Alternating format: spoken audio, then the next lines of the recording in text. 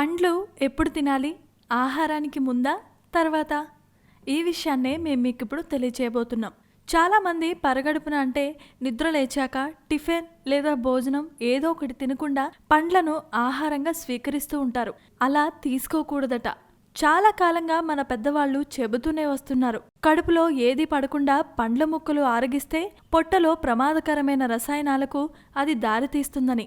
ఇటీవలే వైద్య అధ్యయనాలు కూడా ఈ విషయాన్నే తెలిపాయి.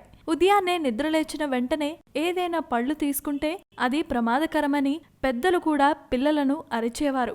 కానీ ఇప్పుడు పొట్టలో ఏమీ లేకుండా ఆహారంగా పండ్లు తీసుకుంటేనే మంచిదని కూడా అంటున్నారు. ఖాళీ కడుపుతో ఉన్నప్పుడే పండ్లు తినటం మంచిదని కొందరు వైద్య నిపుణుల సూచన.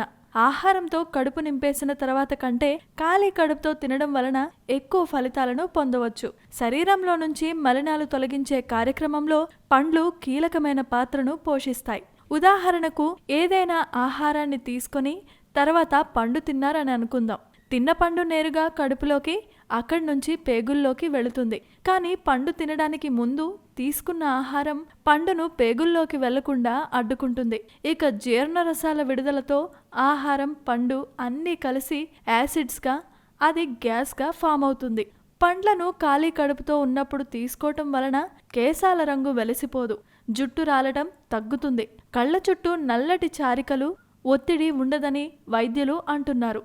అయితే ఈ అధ్యయనాలు సంపూర్ణ ఆరోగ్యవంతులకు, అనారోగ్యవంతులకు మధ్య తేడాను చెప్పటం లేదు. పైగా మాత్రలు వేసుకున్న తర్వాత పండ్లను తీసుకుంటే ఆ మాత్రల ప్రభావం బాగా తగ్గిపోతుందని కూడా వైద్యులు చెబుతున్నారు.